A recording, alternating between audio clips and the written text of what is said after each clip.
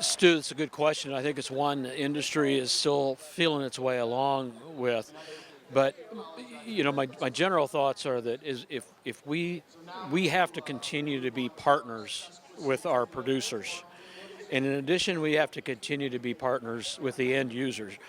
For years, I've different times we've had things happen in our supply and demand that my opinion has been that the grain industry kind of ends up being between a global rock and a global hard place sometimes, because we have to take what the farmer wants to produce, store it, condition it, handle it, and yet also provide the commodity that the end user, the processor or the end user ultimately wants.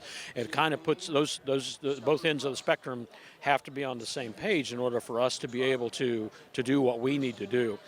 But the thing that I see coming down the pike, Stu, is that you just like back in the days with when we went to GMO, genetically modified organisms, and the grain there, we've had to find ways to segregate. We've had to say, okay, well, this elevator is going to be non-GMO, for example, or in this elevator or just going to be soybeans, or this elevator is going to be identity preserved.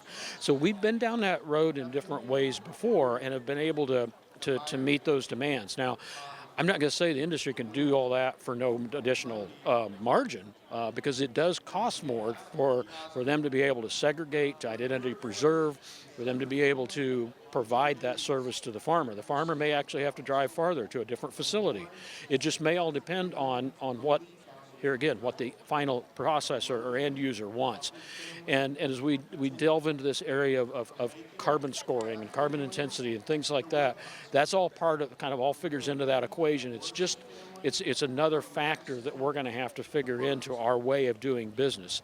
And there's probably still going to be just plain old commodity corn and commodity soybeans out there. I really believe that. And I think that role will continue for the industry, but yet some of the bigger facilities might say, okay, this one's going to focus in this area, or this one's going to focus in this area, and certain producers, will have to adjust practices as well to be able to provide that to the ultimate end user.